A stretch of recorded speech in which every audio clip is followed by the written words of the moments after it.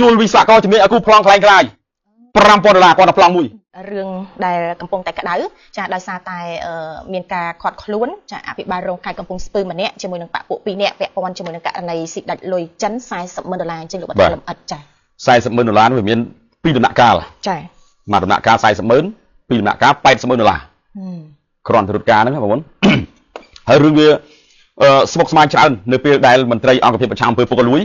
បានស៊ូនាំនឹងច្បិចយកចម្លើយពីជនសង្ស័យឲ្យទាល់តែបានបាទដំបូងក៏ប្រកែកថាអត់ជាប់ពាក់ព័ន្ធទេអត់បានលុយចេះចុះអីណែអញ្ចឹងទៅនេះគឺជាទស្សនវិជ្ជារូបភាពកន្លងទៅដែលលោកអភិបាលរងខេត្តកំពង់ស្ពឺបាទប្រើទូនាទីរបស់ខ្លួនដើម្បីឲ្យចិនជឿជាក់ហើយព្យាយាមស្វះស្វែងទំនាក់ទំនងទៅកាន់ខេត្តមួយទៅកាន់ខេត្តមួយឲ្យដឹងថាគាត់គឺមានសមត្ថភាពបាទរត់ការពីក្រសួងរ៉ែ 100% ឲ្យចិនទុកចិត្តចិនឃើញតែបែបនេះភ្លាមកក់$40,000ទុក$40,000ទៀតនៅពេលដែលធ្លាក់អាចញាបានចាដំណាក់កាលទី2បាទក៏ប៉ុន្តែគាត់ច្រៀងរហូតគាត់ថាចិនអត់លទ្ធភាពចិនកប៉ិកកប៉ុកបងបានតែ$40,000គោលការណ៍ក្រសួងតម្រូវឲ្យយក$80,000ដើម្បីរត់ការធ្លាក់ញាបានតែចិនកប៉ិកកប៉ុកចោលចិនអញ្ចឹងណាហើយចិនឆ្លាតដែរកក់$40,000ហើយដល់ពេល$40,000ទៀតបថមឲ្យគ្នាកក់ប៉ុន្តែញាបានដឹងនៅណានោះមិនសូវស្រួលក៏អត់បានកក់ចោល$40,000នោះគាត់ក៏មានបណ្ដាញតំណែងទៅកាន់មិត្តភក្តិចិនម្នាក់ទៀតគាត់ទៅជើងចិនទី2ចិនទី1បោកគេបាន$40,000ណាចាបាទចិនទី2រត់ទៅជជែកជាមួយចិននឹង4លើកបាទហើយនាំចិនទី2ហ្នឹងទៅមើលកន្លែងទីតាំងរ៉ែដែកទាំងព្រះវិហារផងទាំងបៃលិនផងព្រោះបៃលិនហ្នឹងកន្លែងចិនទី1គាត់ fail ហើយបាទហើយចិនទី1ធម្មតាយើងជំនាញនៅនេះយើងគ្នាមិនហ៊ានតបសុខចិត្ត fail ចោលបាត់អញ្ចឹងគាត់ទៅប្រាប់ចិនទី2ឥឡូវនេះឯងទៅតាមខ្ញុំរ៉ែមាសមកតោនថ្មគឺចំណេញបានប្រមាណ 0.ប្រមាណហ្នឹងគឺជំនាញណាបាទចិនហ្នឹងក៏ចិនទី2ក៏យកអាសំណាក់ថ្មរ៉ែមាសហ្នឹងពីភ្នំឡុងខេត្តព្រះវិហារភ្នំឡុងយកទៅសុកចិនដើម្បីពិនិត្យមើលហើយពិនិត្យមើលចិនក៏វាតម្លៃវិស្វករចិនវាតម្លៃថាដូចជាមិនចំណេញទេបើយកអញ្ចឹងវាអាចខាតលុយយើងព្រោះគាត់ដាក់លក់ដេញថ្លៃឲ្យចិនបានរត់ការចិនពីក្រសួងរ៉ែហ្នឹង$5.500,000អាចិនទី2ហ្នឹងថាចំណាយបាទហើយគាត់ដាក់$5.500,000គឺដើម្បីឲ្យចិនតថ្លៃពី$500,000សល់$5,000,000គាត់មែនចិនទៅយកមែន$5,000,000 $500,000ដល់$5,000,000ទៅ$5,000,000វិញអត់ទេចង់និយាយ$5,500,000ណាចិនតកន្លះសែនកន្លះសែនសល់$5,000,000គាត់បាទហើយទីតាំងដែលលោកអភិបាលរងខេត្តកំពង់ស្ពឺទឹកវិធីនេះនាំទៅទាំងពីរកន្លែងសុទ្ធតែអាជ្ញាប័ណ្ណរបស់គេទាំងអស់បាទអាជ្ញាប័ណ្ណដែលគេមានសុំច្បាប់ពីក្រសួងរ៉ែអស់ហើយគាត់ទៅជួលវិស្វករជំនាញឲ្យគូប្លង់ខ្លាំងខ្លាយដែលក្រសួងបានជំនាញ ACU បានលើកឡើងប្រកាសថាគាត់បានធ្វើលិខិតខ្លែងឯកសារសាធារណៈនិងលិខិតខ្លែងដទៃទៀតជួលវិស្វករឲ្យគូ$5,000គាត់ទៅប្លង់មួយអានេះអត់ខុសពីទិញដីខ្យល់ទេបងប្រាចាបាទគាត់ជួលវិស្វករឲ្យធ្វើប្លង់ដើម្បីឲ្យចិនទុកចិត្ត$5,000ទៅចិនមើលឃើញហើយគាត់កាលនោះមិនមានជំនួបគាត់ទៅខ្លួនឯងបានន័យថាក្រុមការងារគាត់រត់ការនោះធ្វើខ្លួនឯងអត់ជោគជ័យទេគាត់យកអាទូនាទីរបស់គាត់ទៅតាក់ទងដល់អាជ្ញាធរខេត្តបៃលិនអភិបាលរងខេត្តមួយដើម្បីឲ្យជួយទទួលស្វាគមន៍ឲ្យចិននឹងកក់ក្ដៅថាណែទៅចឹងបែបហ្នឹងបានពិតប្រាកដមានអ្នកកសែតអ្នកទៅថតឲ្យចិនទៅឃើញចឹងអូអ្នកកសែតធំទៅក្នុងទុកចិត្តកក់ភ្លាមផុតដាច់ផុតអត់បាន$40,000នេះប៊ីសដាច់ទៅទៀតប៉ុន្តែចិនចុងក្រោយមកលងទៅនេះអស់ច្រើនពេកបាទអស់ច្រើនពេកខ្ញុំនិយាយទូណាបងប្អូនណាដោយសារតែមើលមិញសរុបមិញគឺគេសម្រាយវីដេអូឃ្លីបសម្លេងមកជាបន្តរហូតរំដាប់ចិន2នាក់ដែលទិដ្ឋវិធីបោកប្រាស់បាទបោកប្រាស់បោកនៅខាងទឹកដីខេត្តបៃលិនគឺអាជ្ញាប័ណ្ណក្រសួងរ៉ែគេអនុញ្ញាតឲ្យក្រុមហ៊ុនផ្សេងហើយមកបៃលិនមកព្រះវិហារបោកគេទៀតអាជ្ញាប័ណ្ណក៏ក្រសួងរ៉ែបានឲ្យហើយក្រសួងរ៉ែផ្អឹបឯកសាររបស់ទិដ្ឋវិធីចោលដោយសារតែមើលឃើញវាមិនប្រក្រតីប្លែកបាទគាត់ជួលអ្នកបត់បង្ហាញមកឲ្យប្រហែលជា$2,000ទៀតមកធ្វើឲ្យចិនមើលបាទជួលឯកសារធ្វើលិខិតអាផែនទីកន្លែងយករ៉ែមាសហ្នឹង$5,000គាត់អាផែនទីគូហើយជួលអ្នកបត់បង្ហាញមក$2,000ទៀតចាគាត់មិនហ៊ានចំណាយបើគាត់មានអានោះមកហើយចាច្រើនគាត់ដាក់ចិនដំបូងមួយបោកបាន$40,000ឲ្យបានហើយចិនទី2ហ្នឹងគាត់ឃើញគាត់គឺចំណេញដែរលើគ្រូគាត់ថាចំអានោះដោយសារតែតាទឹកវិធីហ្នឹងគាត់ប្រាប់ចិនទី2ថាមកពីអាចិនទី2ហ្នឹងវាក៏ពេកកពុកវាអត់លុយតអាជ្ញាប័ណ្ណបាន$80,000ប៉ុន្តែគាត់បានតែ$40,000ក្រសួងប្លុកបាត់ក្រសួងមានដឹងស្អីក្រសួងរ៉ែអត់មានដឹងអីសោះនិយាយលើគាត់គ្នាគាត់តែ3នាក់ទេអ្នកបកប្រែទឹកសរឿនមួយស្អីគេសរឿនមួយអ្នករត់ការមួយគាត់មួយទៀតបាទអញ្ចឹងដល់ពេលគាត់ប្រើពេល4ដងដើម្បីជាប់តំណែងទៅកាន់អាជ្ញាធរជំនាញខេត្តបៃលិនបាន4ដងគឺ fail 3ដងចុងក្រោយបានទទួលជួបជាមួយនឹងលោកជំទាវអាបាខេត្តដើម្បីធ្វើកិច្ចការងារជជែកអំពីរ៉ែមាសអីចឹងទៅបាទក៏ប៉ុន្តែនៅក្នុងក្របខ័ណ្ឌនោះអាជ្ញាធរខេត្ត អនុញ្ញាតទទួលជួបមែនក៏ប៉ុន្តែមិនបានផ្ដល់អាជ្ញាប័ណ្ណឲ្យទេដោយសារអីដោយសារតែពិនិត្យមើលឯកសារលក្ខខណ្ឌផ្សេងអំណាចពីក្រសួងរាយកម្មពលដែរបើក្រសួងរាយកម្មពលមិនអនុញ្ញាតឲ្យធ្វើរដ្ឋបាលខេត្តអត់មានលទ្ធភាពធ្វើទេបាទអានេះគឺជាបានន័យថាយើងស្នើសុំចាប់ពីមហាតាឡើងទៅពីអតាឡើងទៅគឺត្រូវឆ្លងកាត់ក្រសួងរាយកម្មពលបាទក្រសួងជំនាញបាទអញ្ចឹងហើយគឺគាត់ជាប់ពាក់ព័ន្ធនឹងដោយសារតែចិនដឹងទាំងអស់បោកគាត់បោកគេអញ្ចឹងបានជាមានការប្តឹងផ្តល់រហូតមកដល់ពេលបច្ចុប្បន្នហ្នឹងបាទហើយសរសើរខាងអង្គភាពចាំងធ្វើពលលួយមានក្រុមជំនាញមីតាវីគេឆ្លិចស៊ូ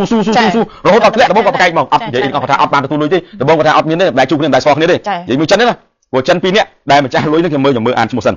ហ៊ីវខុនហៅតងហ៊ីវខុនហៅតងអតីតគាត់ជាមន្ត្រីយោធាបាទមួយរូបហើយនឹងអឹងសរឿនគឺជាអ្នកបកប្រែចិន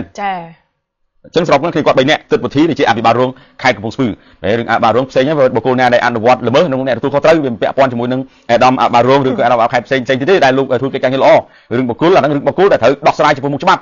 ់បាទអញ្ចឹងចិនទី1គឺចិនលីមិនឆាងអស់$40,000ចាលីមិនឆាងហើយពួកម៉ាក់លីមិនឆាងចិនទី2នោ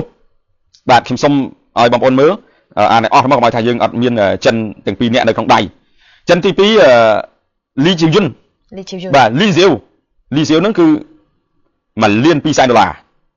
បាទហ្នឹងគឺទាំង3នាក់គឺបានន័យថាបង់មុន50%ទី2បង់មុន50%ដូចចិនទី1ដែរចិនទី1បង់$40,000មានសល់$40,000ទៀតប៉ុន្តែចិននឹងមើលដូចមិនសូវស្រួលសុខចិត្តអស់$40,000លេងឲ្យ$40,000ទៀតទី2ធ្ងន់បាទហើយគាត់ទី2ធ្ងន់$1,200,000ចាបាទ$1,200,000អញ្ចឹងអានេះគឺជាសិតតែគាត់រៀបចំបោកប្រាស់ទាំងអស់បើគាត់ជួលវិស្វករឲ្យគូប្លង់អាកន្លែងយើង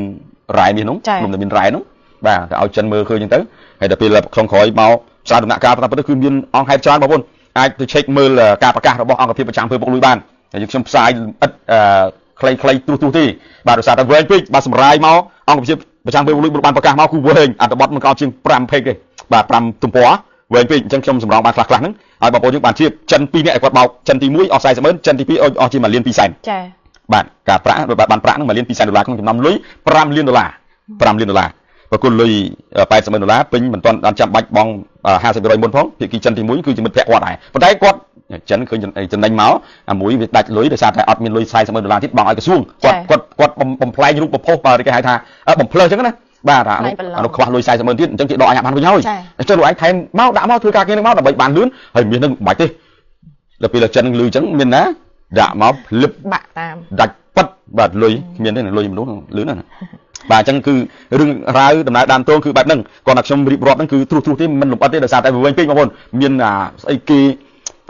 េអង្គហេតុទី1ទី2ទី3អូច្រើនណាស់ខ្ញុំសូមអធិប្បាយតែប៉ុណ្្នឹងទេកក់សិតតែ50%ទាំងអស់គាត់ឲ្យកក់50%ធ្លាក់អាជ្ញាប័ណ្ណមក50%ទៀតប៉ុន្តែអាជ្ញាប័ណ្ណគាត់ធ្លាក់ឲ្យគេកក់ភ្លាមទៀតអានោះដឹងស្រួលអត់ស្រួលខ្លួនដក100បាត់ប៉ុន្តែឥឡូវសរុបមកលោកទឹកវុធីនិងបកពួក2នាក់ទៀតត្រូវអង្គភាពប្រឆាំងពើពុកលលួយចាខាត់ខ្លួនករណីស៊ីដាច់លុយ$40,000រត់ការអាជ្ញាប័ណ្ណរ៉ែចាអញ្ចឹង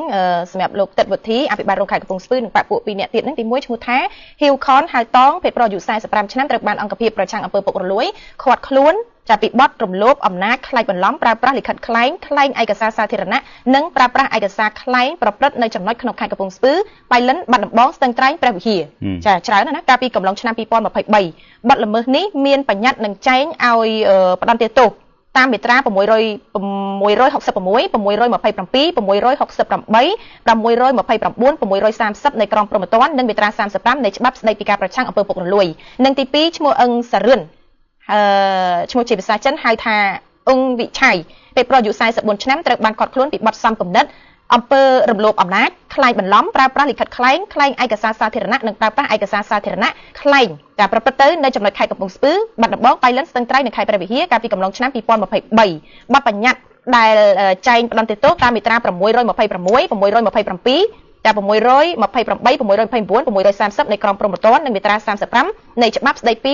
ការប្រឆាំងនឹងអំពើពុករលួយអញ្ចឹងក្រោយការឃាត់ខ្លួននិងចោទប្រកាន់ពីតំណែងអัยការអ្នកទាំង3នាក់ត្រូវបានតុលាការសម្រេចឃុំខ្លួនដាក់ពន្ធនាគារតែម្ដងបាទខ្ញុំសូមបន្ថែមទីលោកអ្នកបន្ថែមករណីអង្គហេតុទី1និងទី2សូមលំអិតសរុបមកតែម្ដងទៅឲ្យបងប្អូនយើងបានជៀប ACU បានបញ្ជាក់ជាសាធារណៈហើយថាលុយ$5,000,000នៃអង្គហេតុទី2រ៉ែមាសខេត្តព្រះវិហារគឺអត់ទទួលបានទេដោយសារតែខ្ញុំអានអង្គហេតុទី2វាជាប់ពាក់ព័ន្ធជាមួយនឹងការអត់ឲ្យលុយហេតុអីអញ្ចឹងអង្គហេតុទី1ជាអង្គហេតុនៅខេត្តបៃលិនក្រុមទាំង3នាក់ហ្នឹងគឺបានទទួល$40,000ហើយមិនអញ្ចឹងណាពីបានពីចិនទី1ឈ្មោះលីឆាងបាទបានពីលីឆាងហើយអ្នករត់ការហៅខុននឹងបានទទួល$40,000មិនមែនបាន$10,000ដោយការនិយាយក្នុងខ្សែអត្ថគាត់បានលើកឡើងទេហ្នឹងគាត់ទទួលស្គាល់អង្គហេតុទី2រ៉ែមាសនៅខេត្តព្រះវិហារគឺម្ដុំភ្នំឡុងបាទគឺចិនទី2ផានអ៊ីជុន សម្រាប់ទិញអាជ្ញាប័ណ្ណពីក្រុមអ្នកទាំង3នឹងតម្លៃ$5 លានសម្រាប់ចាយលុយដំបូង$30,000សិនសម្រាប់ឃុំដៅទាំង3កន្លែង$30,000សិនណាបាទនឹងហ៊ានកក់1 លានកន្លះនៅពេលឃុំបានករណីនេះគឺក្រុមអ្នកទាំង3ក៏មិនទាន់បានទទួលលុយបាទរៀលដែរនៅក្នុងចំណោមលុយ$5 លានហ្នឹងនៃទឹកប្រាក់$30,000នេះថ្លៃគូនៅឡើយដែរអត់ទាន់បានទាំងអស់បាទហើយអង្គហេតុទី3បញ្ចុះពាក់ព័ន្ធនៅបៃលិនមកវិញពីព្រះវិហារមកបៃលិនគឺក្រុមទាំង3នាក់យកប្លង់ទីតាំងរត់ការរបស់ចិនទី1នៅបៃលិនហ្នឹងយកមកឲ្យចិននៅខាងខេត្តព្រះវិហារបាទគឺរត់ការបានន័យថាឲ្យចិនទាំងពីរហ្នឹងគឺបានកក់ប្រាក់$80,000ទៀតដើម្បីឲ្យបានរត់ការយកអាជ្ញាប័ណ្ណនៅព្រំលុងបាទក្នុងនោះអ្នករត់ការហៅខូនបាន$10,000បាទសរុបទាំងបៃលិនទី1ទាំងបៃលិនទី2អ្នករត់ការហៅខូនបាន$4 ទៅ$10,000ចា$4 ដែលហៅខូនគាត់រត់ការហ្នឹងបាន$4 ចុះលោកអភិបាលរងបានប្រហែលទៅមិនច្រើនជាងហ្នឹងច្រើន